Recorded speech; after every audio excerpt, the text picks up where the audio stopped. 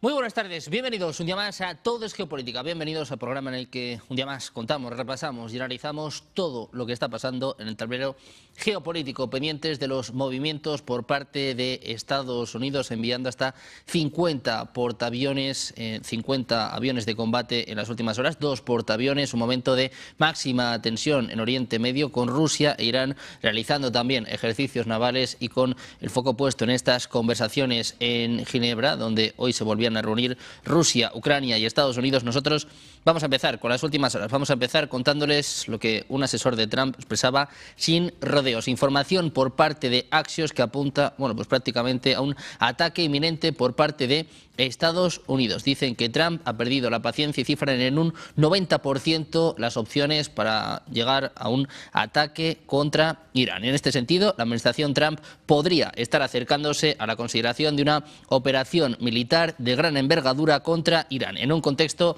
marcado por el aumento de fuerzas de Estados Unidos en Oriente Medio y unas negociaciones nucleares que avanzan con dificultad. Según las fuentes, un eventual ataque contra objetivos iraníes no se limitaría a una acción puntual o simbólica, sino que podría convertirse en una operación a gran escala. En este sentido, la información de Axios de Barak Ravid, que sabe muy bien lo que se cuece en Israel, dice que Washington ha reforzado su presencia militar en la región, incluyendo el envío de un segundo grupo de ataque de portaaviones al Golfo Pérsico. El objetivo sería aumentar la presión sobre Teherán mientras siguen las conversaciones indirectas sobre su programa nuclear. Israel, por su parte, se prepara para una guerra en cuestión de días. Los funcionarios de Estados Unidos dicen que los ataques todavía podrían tardar varias semanas. Mientras tanto, vamos a contarles también que Irán y Rusia van a comenzar este jueves una nueva serie de ejercicios navales conjuntos en aguas del Golfo de Omán y el norte del Océano Índico, en una maniobra que busca reforzar la cooperación militar entre ambos países y mejorar la seguridad en rutas marítimas estratégicas para el comercio internacional. Según las fuentes militares, estas maniobras incluirán operaciones de coordinación táctica, prácticas de comunicación entre flotas y simulaciones destinadas a garantizar la seguridad de la navegación en las zonas clave para el transporte de energía. El despliegue va a contar con unidades de la Armada iraní y buques de guerra rusos que van a operar conjuntamente durante varios días. Los ejercicios se van a desarrollar en un área de gran relevancia geoestratégica próxima al estrecho de Hormuz, por donde transita aproximadamente una quinta parte del petróleo que se comercia a nivel mundial. En este contexto, autoridades iraníes han subrayado que el objetivo de estas maniobras es fortalecer la estabilidad regional y promover la cooperación en materia de seguridad marítima. Yo también mirábamos a Ginebra con estas conversaciones trilaterales entre Rusia, Ucrania y Estados Unidos. Unas reuniones que han durado cerca de 2 horas con varios medios que ya afirman que no se van a celebrar más conversaciones en el día de hoy. Las delegaciones se reunieron en Ginebra sin que se alcancen acuerdos concretos. Vladimir Medinsky, quien encabezaba la delegación rusa, comentaba que si bien la reunión ha sido difícil, se ha desarrollado con seriedad. Готова. Нам війна не потрібна. І ми діємо завжди дзеркально. Ми захищаємо свою державу, свою незалежність. Так само ми готові швидко рухатись до достойної угоди про завершення війни. Питання лише до росіян, чого вони хочуть. І також, чи будуть наслідки для Росії за те, що шахеди, ракети та фентезійні балачки на історичну тематику для них мають більше значення, ніж реальна дипломатія. Diplomacia y tribal mир. Bueno, pues un momento para mirar a Ginebra, un momento de máxima tensión en Oriente Medio que nosotros vamos a analizar durante la próxima hora con los mejores expertos. Hoy contamos con Carlos Paz, analista político. ¿Qué tal, Carlos? Buenas tardes. Pues muy buenas tardes, un placer estar con vosotros. Tenemos también a Paco Arnau, analista internacional de redes y medios. ¿Qué tal, Paco? Muy buenas tardes. Hola, Sergio, Carlos, Cristian, muy bien hallado. Pues precisamente, por último, vamos a presentar a Cristian Lamesa, analista internacional. ¿Qué tal? Cristian, buenas tardes.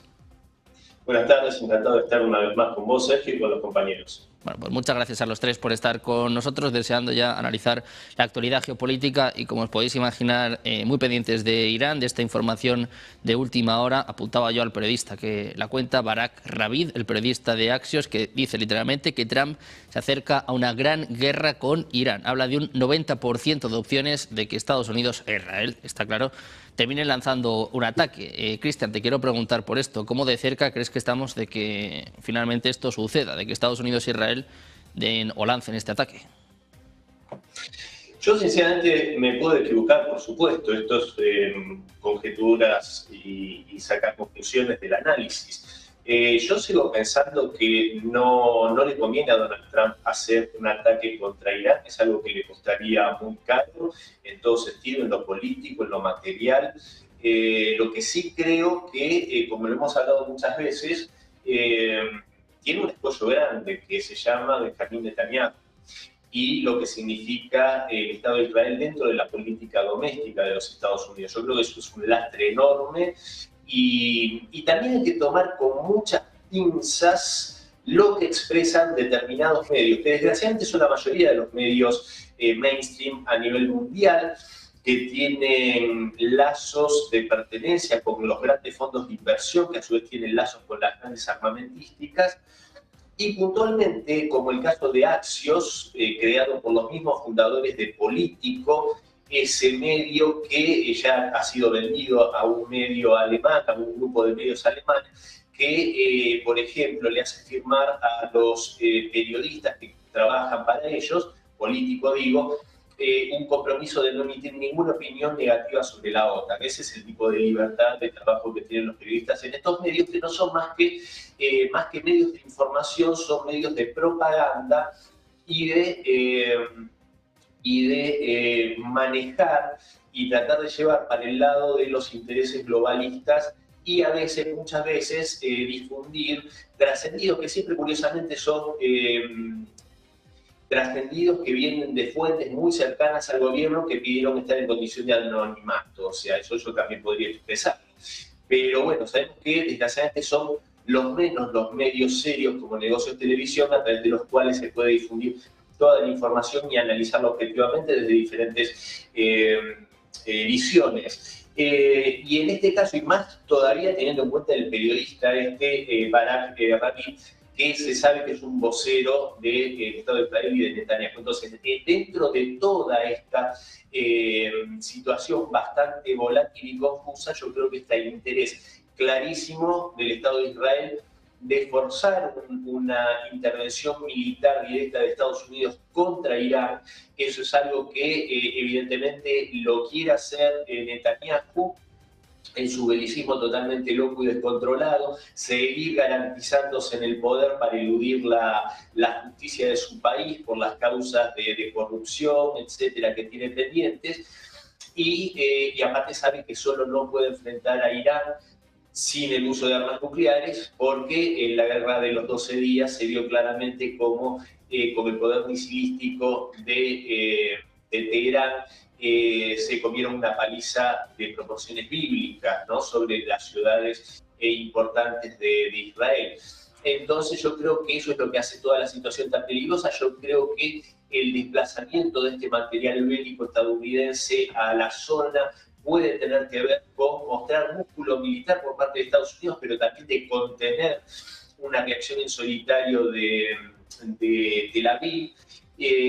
Pero básicamente yo creo, y espero no equivocarme, que por lo menos si el diablo no mete la cola, como se dice, que en este caso el diablo sabemos quién sería, no creo que se vaya a llegar a un enfrentamiento militar entre Estados Unidos e Irán.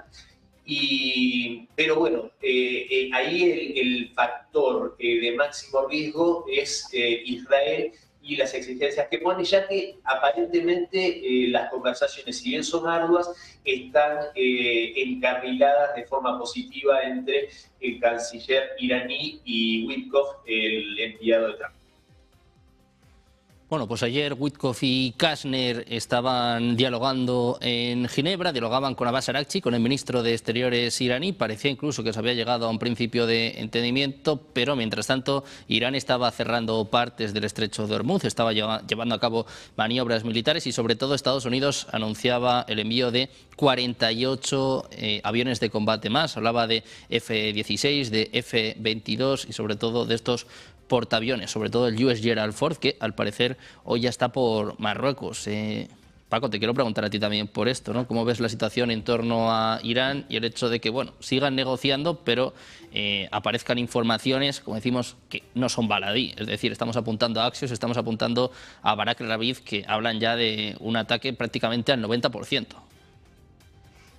Sí, en el caso de Israel está clarísimo que a Israel le interesa a toda costa que se desate el apocalipsis en Oriente Medio ya de una vez, porque bueno, el estado natural de Israel es la guerra, ¿eh?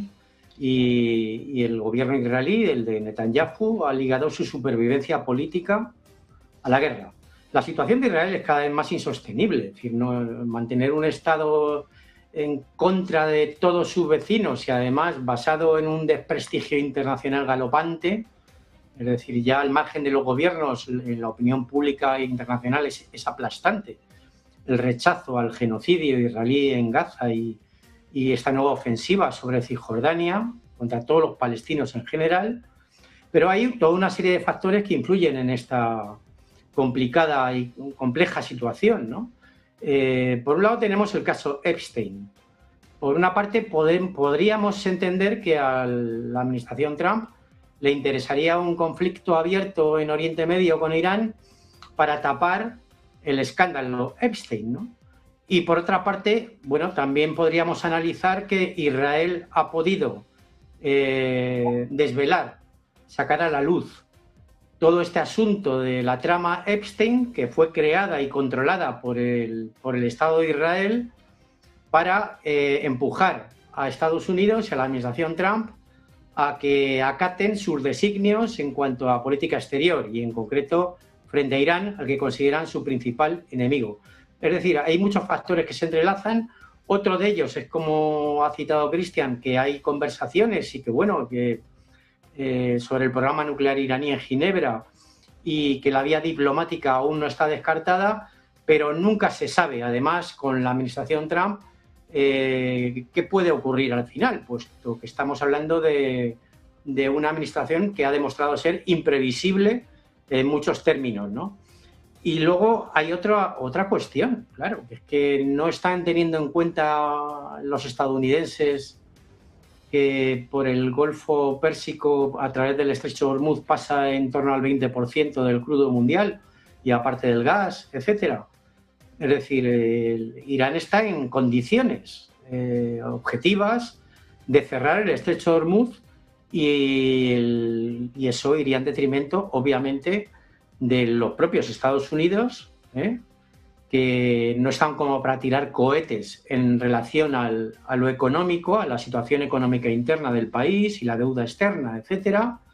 Y, por supuesto, podría suponer una puntilla para la maltrecha economía de la Unión Europea, ¿no? Una economía cada vez más en declive por una política suicida de sanciones contra Rusia y que reincide aún más todavía en ahondar su grave situación con seguir dando dinero a ese pozo sin fondo de corrupción del régimen ucraniano, ¿no? Se habla ahora de otros 90.000 millones para el régimen de Zelensky, que se dice pronto, ¿no? Es decir, no sabemos muy bien qué puede pasar, pero hay muchos factores encontrados, tanto en una parte como de otra. Y luego hay que tener en cuenta también que Irán no está en el hemisferio occidental, como llaman los estadounidenses a las Américas, que el hemisferio occidental está fuera de rango de intervención militar de China y de Rusia, pero Irán forma parte del espacio euroasiático. Y en el espacio euroasiático las potencias hegemónicas no son Estados Unidos ni Israel, son Rusia y China. Bueno, pues pendientes también precisamente de lo que hagan tanto Rusia como China, pendientes de estas maniobras también que van a empezar mañana, si os parece. Después comentamos esta cuestión, pero antes, Carlos, te quiero preguntar por lo mismo, esta información de Axios que habla un poco o que nos trae un nuevo giro. Ayer se hablaba de un principio de entendimiento entre Estados Unidos e Irán, el propio Abbas Araghchi informaba en este sentido y hoy parece que tenemos todo lo contrario. Parece que, según Axios, estamos a un 90% de opciones de que Estados Unidos y también Israel lancen un ataque. Bueno, voy a intentar decir algo diferente a quienes me han precedido. De entrada, lo que hay que decir al respecto de esta cuestión es que llevamos un mes con esta cantinela de que los ataques van a ser inminentes. Hubo un tiempo que yo mismo pensé que efectivamente iban a ser de esta manera. Todo indicaba que iba a ser así. Pero vemos que constantemente, de unos días a otros, de 2 días a esta parte, hay acuerdos o hay principios de acuerdo. Parece que la cuestión se está solventando, pero 48 horas después nos vienen con noticias de este tipo, de un ataque inminente. Que Trump es impredecible es verdad, pero lo que subyace detrás de toda esta maniobra y modus operandi de Trump de anunciar un ataque inminente o de llegar a un acuerdo en breves días, están las presiones más allá de las israelíes, que son obvias, que son muy fuertes. Recordemos cómo Netanyahu hace unos días iba a Washington simplemente a recordarle a Estados Unidos que tiene que atacar a Irán. Esa es la polar de Israel, destruir a Irán, y esa es la obsesión que tiene Netanyahu. Pero es que además hay presiones dentro del partido, que se puede ver como aquella cuestión de la botella medio llena, medio vacía. Es verdad que hace tiempo quizá nadie dentro del Partido Republicano hubiera desaconsejado un ataque a Irán, pero ahora hay fortísimos miembros del partido que desaconsejan un ataque. También hay otros, como el señor Rubio, por ejemplo, que es partícipe de que se ataque a Irán.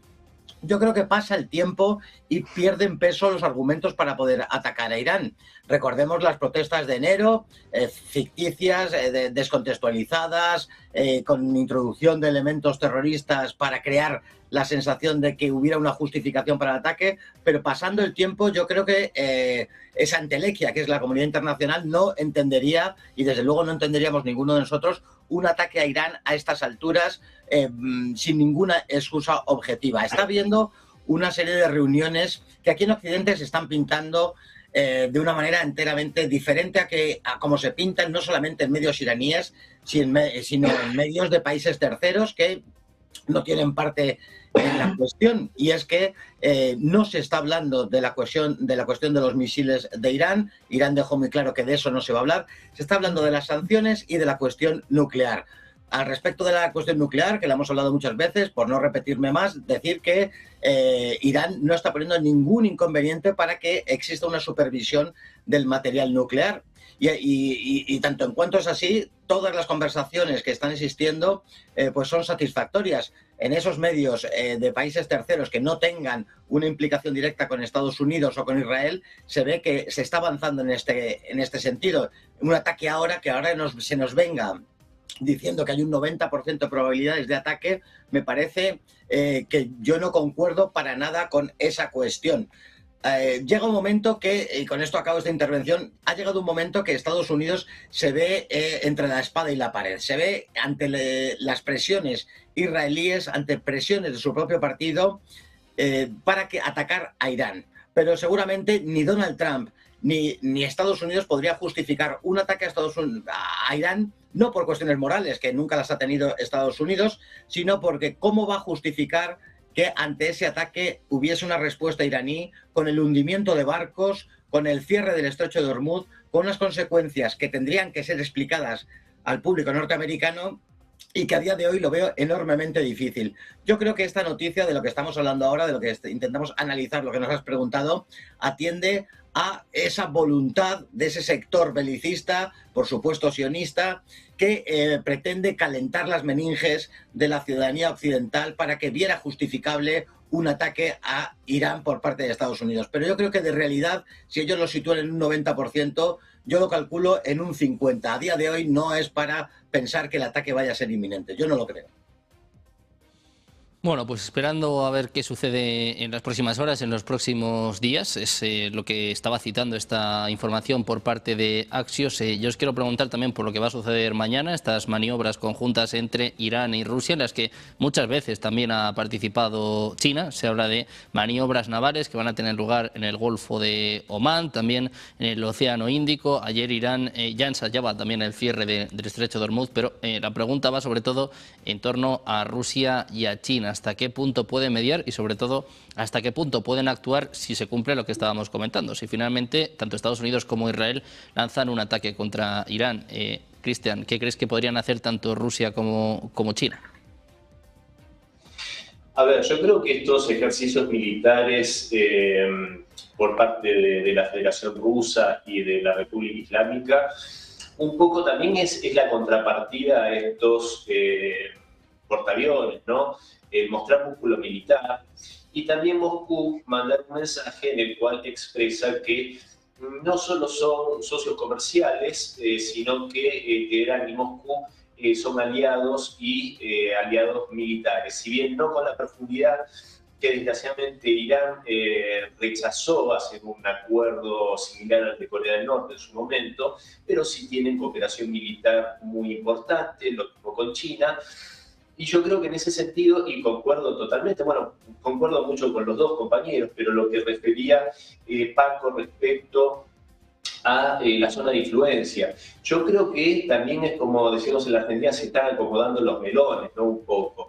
Yo creo que se están delimitando esas zonas de influencia. Rusia tiene que mostrar mayor ímpetu con un aliado como Irán, que está en una zona muy importante, fronteriza con el sur de Rusia, una región que ha sido volátil en algún momento, ¿no? El Cáucaso Norte, etcétera, con intentos, ¿no? de infiltrar algunos elementos que puedan, digamos, ayudar a la desestabilización de Rusia desde dentro a través de la población musulmana rusa, que sabemos que siempre han tenido una convivencia ejemplar, porque son rusos, no son extranjeros musulmanes que han ido al país, sino que son rusos de religión musulmana que viven hace cientos de años. Pero obviamente esto ha sido un intento durante la Segunda Guerra Mundial, en la Guerra Fría, por parte de la CIA, hubieron muchas operaciones para desestabilizar una región que, repito, es muy delicada, el Cáucaso Norte, y por eso mismo Rusia no puede permitir ni siquiera, digamos, un cambio de régimen en Irán, sería algo deseable para Moscú. Yo creo que China también ahí tiene que hacer valer su zona de influencia compartida con Rusia en esa región. Y a ver, es lógico que muestre el músculo militar, lo que hace. Pero también hay datos fácticos interesantes. Yo creo que, si no me equivoco, bueno, vos, Sergio, sabés mucho mejor que yo por las noticias, ¿no? que se reciben y que se difunden a través de Negocios Televisión, pero tengo entendido que el petróleo, lejos de subir, ha bajado en los últimos días, en las últimas horas. Esto reafirmaría un poco la visión que comparto con Carlos, que no creo que vaya a suceder esto que nos vienen anunciando día tras día, que es inminente, este 90%, porque obviamente, como bien referían los compañeros, es muy sencillo para Irán cerrar el estrecho de Hormuz, ¿no? Por donde pasa el 20% del petróleo mundial. Entonces, pero obviamente todo esto yo creo que sí es de vital importancia para Rusia, y eso también debe estar, creo yo, en la negociación y en las charlas. No creo que no hayan conversaciones de la parte rusa y de la parte estadounidense respecto de Irán. Sabemos la buena relación que tiene Putin con Witkoff desde la primera reunión que mantuvieron.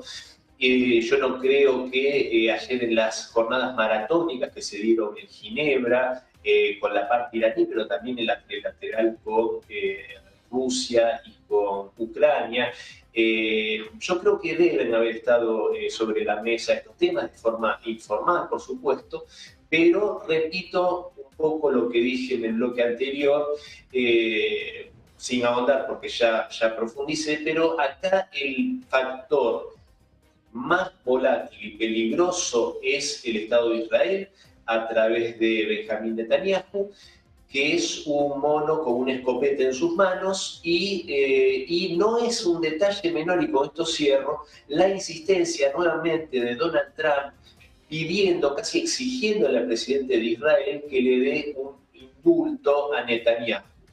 Estas cuestiones no se pueden escindir, como también lo conectaba el tema Epstein, Paco, que también comparto, pero acá este desgraciado que es Benjamín Netanyahu está poniendo al mundo en vilo por su situación de corrupción personal, porque pedir un indulto es reconocer la culpa, más descarado no se puede ser, incluso Trump sumándose a esto, pero si no, yo creo que la situación sería infinitamente menos peligrosa que lo que estamos viviendo si no jugase ese papel central de Netanyahu.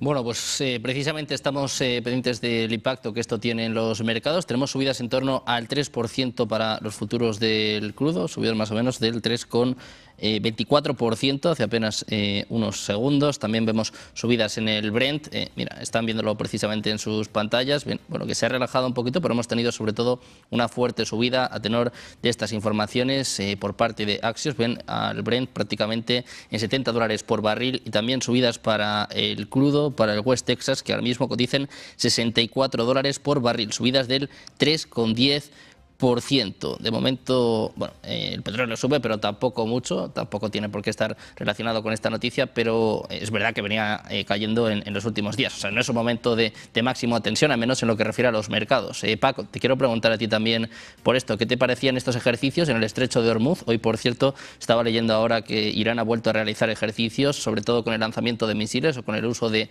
drones submarinos, ensayando lo que podría ser un cierre del estrecho de Hormuz y también lo que estábamos comentando, hasta qué punto Rusia o China se pueden involucrar, sobre todo con estas maniobras que comienzan mañana en el Golfo de Omán. Sí. La cuestión no es tanto, la pregunta no es tanto qué están haciendo Rusia y China, sino qué van a hacer Rusia y China, sino qué están haciendo ya. No solamente por el hecho de que hagan una maniobra conjunta, que no sería la primera vez, creo recordar, ¿no?, en el Índico, en el Golfo de Omán, para mostrar músculo al despliegue naval de Estados Unidos en la zona. Es que Rusia y China en los últimos tiempos, sobre todo desde el pasado verano, cuando la llamada guerra de los 12 días, han incrementado la ayuda militar a Irán en forma de envíos. No tenemos datos exactos de qué tipo de envíos se han hecho y además ha habido nuevos contratos por parte de China, por ejemplo, de cazas para Irán, ¿no? Y otra cuestión además importante, ¿no?, en la guerra moderna, ¿no?, que es la superioridad misilística. Y en ese aspecto, tanto China como Rusia, en el caso de esos dos países ha habido un trasvase de tecnología. No sabemos, yo creo que sí, Irán dispone de misiles hipersónicos. Si no son directamente chinos o rusos, de propia factura, porque tienen los planos. Y además Irán no es cualquiera, también es una potencia aeroespacial que lanza satélites, por ejemplo, al espacio, ¿no? Y está por delante de muchos países del mundo en ese aspecto también. No es el típico país atrasado que depende del exterior en el plano tecnológico, ¿no? Luego, además, bueno, reincido en lo que he dicho antes, es que Irán está dentro del espacio euroasiático y China y Rusia no van a permitir que al final Irán se convierta en un peón de Estados Unidos. No lo van a permitir mediante un ataque masivo por parte de Estados Unidos, quieren disuadirlos, ¿no?, de que no realicen tal ataque masivo. Y luego Estados Unidos tiene un gran problema, que es que no puede invadir Irán. Irán es un país con entre 90 y 100 millones de habitantes, que tiene mucha superficie, yo creo que más de 2 veces o 3 la superficie de España, no sé exactamente el dato, y que además comparte el litoral con Rusia, ¿no?, en el Mar Caspio, por ejemplo, ¿no?, y que hasta hace poco tenían frontera, ¿no?, con la Unión Soviética. Es decir, la situación en el caso de Irán no es la misma que la que podríamos valorar con respecto a Venezuela o incluso Cuba. Y claro, evidentemente la situación es bastante más compleja de lo que ellos mismos piensan. No es tan sencillo como lo que plantea Israel, de seguir continuando con una política agresiva contra Irán. Irán es una piedra en el zapato desde el año 79 para todas las administraciones habidas y por haber de Estados Unidos, desde Carter hasta ahora. Y la obsesión iraní, junto con la obsesión cubana, eran, digamos, 2 líneas maestras de la política exterior de Estados Unidos, ¿no?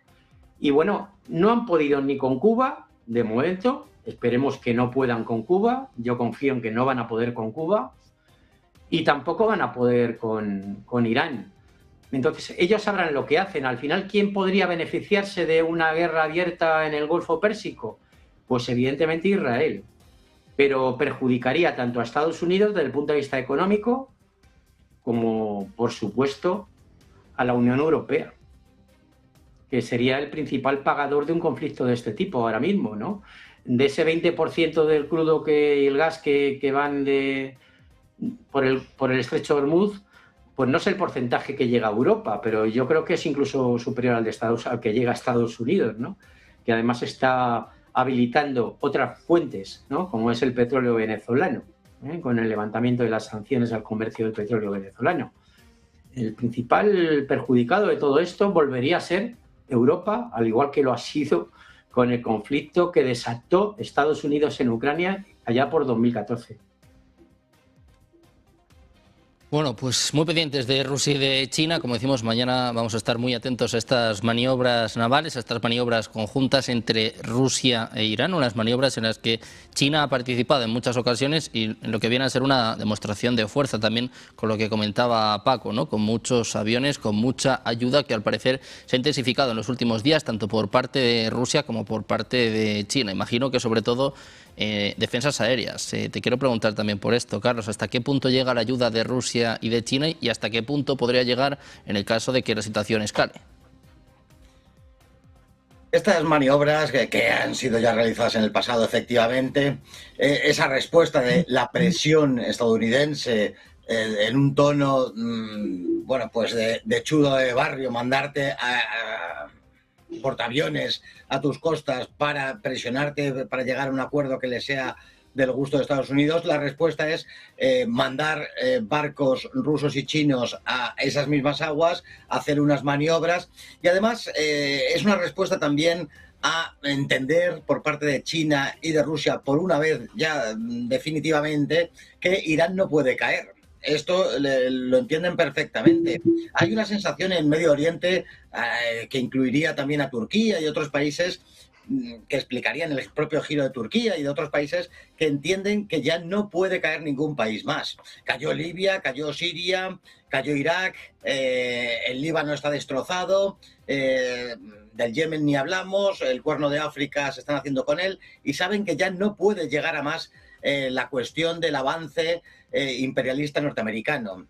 Rusia y China serían las siguientes piezas. Después de una futurible caída de Irán, el objetivo ya sería directamente Rusia y China. Se alegarían cualquier tipo de pretextos, de excusas, se sacarían disposiciones de Naciones Unidas, inventaría la prensa que hay unas protestas o que tienen un material malísimo, este tipo de cosas. Y entendiendo esto, se explica la ayuda ya desde hace semanas, el envío que no ha sucedido con antelación, no sucedió ni siquiera en la guerra de los 12 días, pero sí ahora, precisamente porque existe una altísima posibilidad de que Israel empujase a que sucediera esto. Yo creo que se ha enfriado esta cuestión, pero sea como fuere, Rusia y China no se la quieren jugar a que pueda pasar.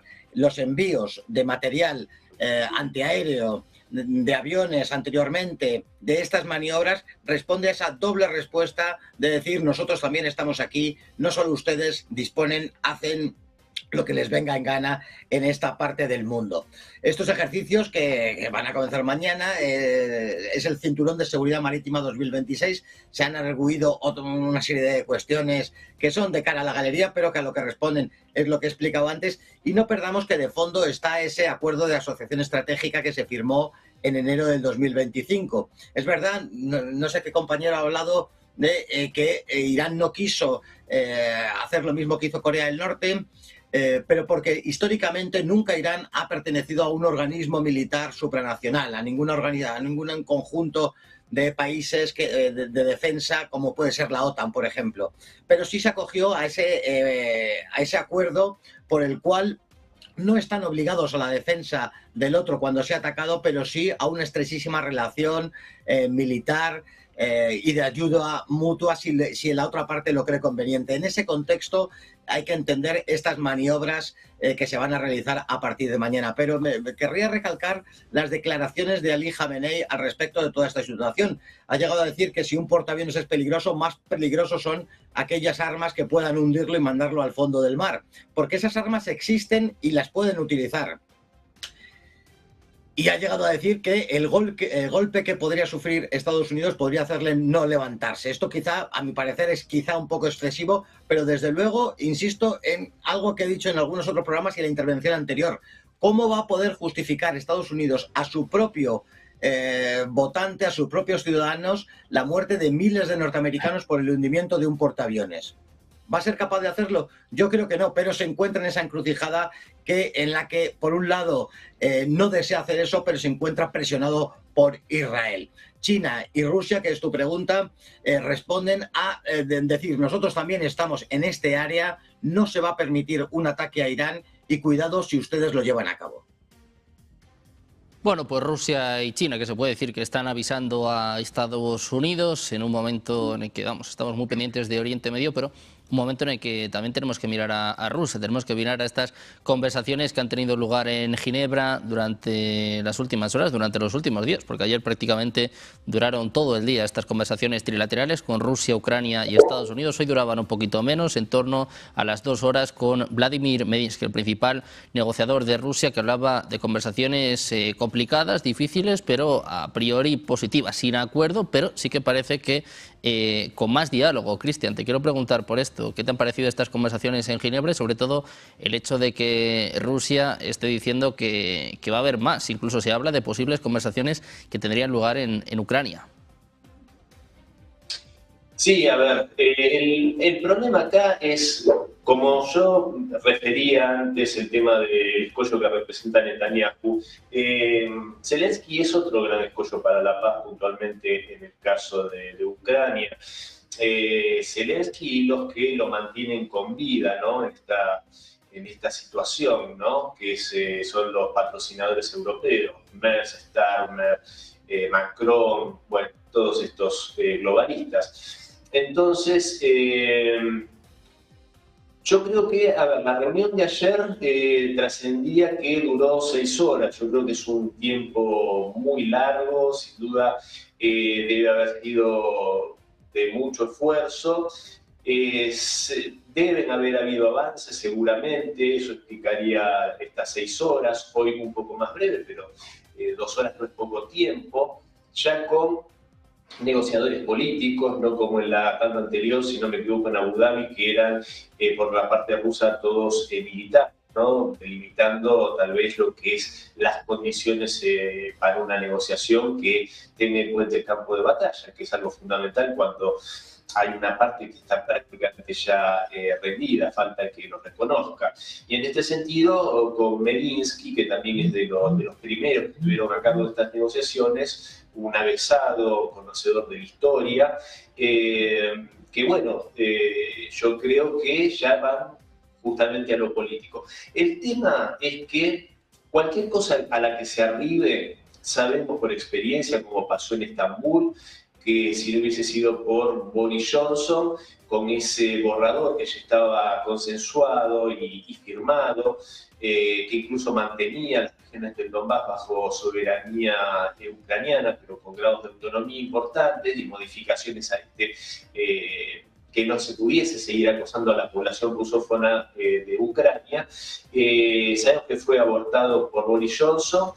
Y esto, obviamente, con Zelensky cumpliendo estos mandatos, lo que repito, hubiese ahorrado cientos y cientos de miles de vidas. Entonces es difícil prever, porque por un lado hay avances, hubo algún trascendido que decía que Zelensky había declarado que estaba preparado para la paz, pero al mismo tiempo es el mismo Zelensky que hizo un berrinche infantil en Múnich, reclamando el hecho de que por qué Donald Trump le exigía siempre, que esto era muy injusto, que le exigiese concesiones a Ucrania y no hiciera lo propio con Rusia. Bueno, habría que explicarle a Zelensky que es porque Donald Trump entiende que Ucrania está perdiendo. Y como dijo también Donald Trump hace algún tiempo, sí, Rusia está haciendo concesiones, no tomar todo Ucrania. Entonces, yo creo que es difícil creerle. Yo la semana pasada lo hablábamos, Sergio, y yo decía, es muy difícil creerle cualquier cosa a Zelensky o a la parte ucraniana, porque como se puede estar llegando a un acuerdo ahora, mañana recibe una orden de Bruselas o de Londres y da por tierra todo y sigue con su locura de seguir pidiendo armas, de seguir pasando las gorras. Total, los que mueren son jóvenes ucranianos que son llevados a la fuerza al frente. Entonces, sinceramente, en este sentido, mientras esté Zelensky al frente de un gobierno no legítimo porque es un usurpador, porque ya su mandato venció según la constitución ucraniana, yo creo que las esperanzas van a ser vanas mientras estén los globalistas apadrinando este régimen terrorista. También va a ser difícil y también va a ser muy complicado mientras Donald Trump, que yo sinceramente creo que no por un benefactor de la humanidad, sino porque sabe que necesita hacer buenos y grandes negocios y brillantes y dorados, como le gusta decir a Trump, y maravillosos negocios con Rusia, lo necesita y necesita que se dé esa paz. Pero hasta que no tenga la fuerza para imponer esta decisión a Zelensky, hacer que llame elecciones y que se vaya, y que se firme una paz y doblegar a los europeos, yo sinceramente, desgraciadamente, soy muy escéptico, desgraciadamente, respecto a que se haga un acuerdo de paz. Ojalá me equivoque.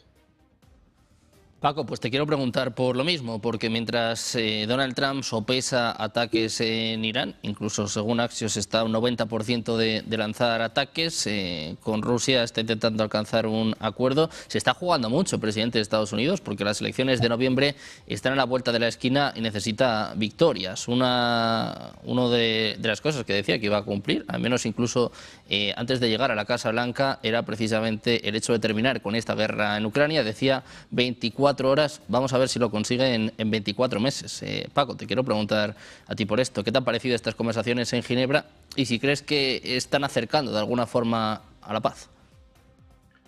A ver, por una parte, Trump tiene un ojo ahora mismo puesto en Oriente Medio, sobre todo en Irán, y otro en lo que llama su hemisferio occidental, en las Américas, para tener un control absoluto, ¿no? Y de ahí la ofensiva ahora que ha lanzado, la nueva ofensiva que ha lanzado contra Cuba.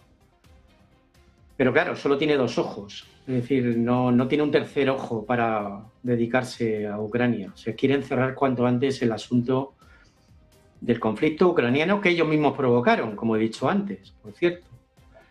De la misma forma que se ha hablado, creo que ha sido Cristian, de que Israel es un mono armado, ¿no?, con pistolas. En Europa tenemos un problema para los procesos de paz con relación al conflicto ucraniano, que son estos chimpancés con pistolas llamados régimen de Kiev y la coalición de los voluntarios o dispuestos, ¿no?, de la que forman parte Starmer, Macron, Merz y Sánchez, por cierto. Y claro, estos tipos son ahora mismo el principal escollo para que haya un acuerdo de paz en Ucrania, como lo fue en su momento el primer ministro británico Johnson, ¿no?, que boicoteó todo tipo de acuerdos, ¿no? Claro, y este es el problema. Se avanza en la mesa de negociaciones, pero luego estos tipos de la coalición de voluntarios hablan con Zelensky, lo envalentonan y todo lo que se discute o decide o avanza en la mesa de negociación vuelve al punto de partida, ¿no? Y claro, por otra parte también tenemos, aparte de esos jefes de gobierno belicistas y irresponsables que están llevando a Europa a un callejón sin salida, tenemos a Bruselas, a la Unión Europea. El otro día, Kaja Kallas, hace una semana creo, desde esa especie de habitación acolchada de un frenopático en el que habita, dijo que había que obligar a Rusia a hacer concesiones. Es decir, estaba diciendo que quien tenía que hacer concesiones es quien está ganando la guerra, ¿no? Esto es el mundo al revés, ¿no? En fin, con ese atajo de dirigentes, por llamarlo de alguna forma, es muy complicado, que haya un acuerdo de paz en Ucrania que satisfaga tanto el futuro del pueblo ucraniano como las exigencias de seguridad justas por parte de Rusia, ¿no?, en relación con los derechos de la población rusófona en el Donbass, ¿no? Que es el origen de esta guerra, por otra parte, ¿no? Empezó cuando empezaron a bombardear los del régimen de Kiev el Donbass, ¿no? Así empezó la guerra, ¿no? Cuando se declararon insumisos al golpe de Estado del Maidán en 2014. Entonces, es complicado, pero claro, por otra parte, Estados Unidos tiene mucha prisa en cerrar el conflicto ucraniano, ¿no? Y al final vamos a ver qué ocurre, ¿no? Pero mientras no haya un cambio de régimen en Ucrania y Estados Unidos no ponga las pilas o en un callejón sin salida a los aliados europeos, a esta coalición de dispuestos, va a ser muy complicado que se llegue a un acuerdo sobre el papel y que además se verifique en la realidad. Hay también otro factor del que no se habla tanto, ¿no? Empiezan a surgir grietas dentro del régimen ucraniano. Es decir, hay algunos sectores que dicen que la situación ya es insostenible, incluso de los que antes apoyaban al propio Zelensky, ¿no? Creo que fue The Economist, ayer o anteayer, que publicó un artículo diciendo que empezaba a haber diferencias de criterio en las negociaciones dentro de la delegación ucraniana. Y que había un sector, que no es el de Zelensky, por supuesto, que ya estaba diciendo que estos son lentejas, si quieres las tomas y si no las dejas, ¿no? Es decir, que la ventana de oportunidad aún podría continuar abierta, pero que si se cierra ya llevan todas las de perder los ucranianos, ¿no? El régimen ucraniano, y que están intentando forzar al sector de Zelensky a que firmen cuanto antes un acuerdo para, bueno, salvar los papeles del régimen de alguna forma, ¿no? Porque dicen eso, es decir, si dejamos que se cierre esta ventana de oportunidad, no se va a abrir otra y las consecuencias de no llegar a un acuerdo van a ser mucho peores que si llegamos a un acuerdo ahora haciendo concesiones. Concesiones quien pierde, claro, no quien gana, evidentemente. Bueno, pues un momento para hacer concesiones, un momento para seguir negociando. El foco está puesto sobre todo en el Donbass. Se habla de una presión máxima en torno a Volodymyr Zelensky. Hemos escuchado también en este sentido a Donald Trump, que está centrado en Irán, también en la política interna, pero que no pierde de vista lo que pasa en Ucrania. Y decía en las últimas horas, en los últimos días, que Zelensky tiene que moverse ya. Hemos escuchado también a Marco Rubio, al secretario de Estado de Estados Unidos, que también está aumentando esta presión en torno a Zelensky. Carlos, te quiero preguntar a ti también por ello. ¿Cómo valoras lo que ha pasado en Ginebra, estas conversaciones trilaterales y sobre todo en qué posición queda un Volodymyr Zelensky, al que por cierto también le están insistiendo sobre las elecciones?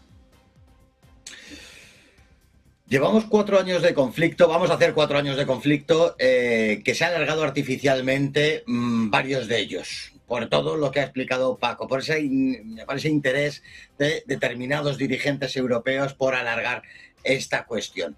Pero al final, viendo esta mañana las declaraciones de Zelensky de estamos listos, estamos preparados para la paz, yo creo que se ha topado con dos cuestiones. Una es la realidad, esa guerra que sabemos que no la puede ganar Ucrania, que la realidad marca que Rusia ha logrado los territorios desde el primer instante prácticamente que ellos consideran que son rusos, y luego el futuro de Zelensky. Zelensky es consciente de su situación, bien porque se está manteniendo en el poder de una manera bastante irregular, bien porque hay sectores dentro de Ucrania que no quieren contar con Zelensky ni un minuto más, y esto ha llevado a que pues diga este tipo de cosas Zelensky. Pero detrás de todo esto también está esas presiones estadounidenses, sin lugar a dudas.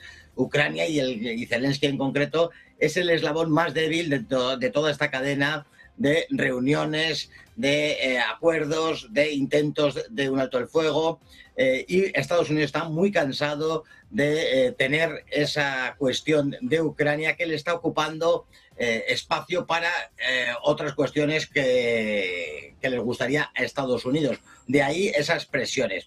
Pero sea como fuere, aunque a mi parecer Zelensky se ha dicho y se ha desdecido en otras cosas, y viene a decir una cosa el lunes y otra el miércoles, la verdad es que para mí sí es muy sintomático que en este momento Zelensky se haya pronunciado de esta manera. De hecho, también el viceministro de Exteriores ruso ha hablado en ese sentido y ha dicho que se está llegando a puntos muy cercanos a lo que se acordó en Alaska en agosto del 25, del verano pasado.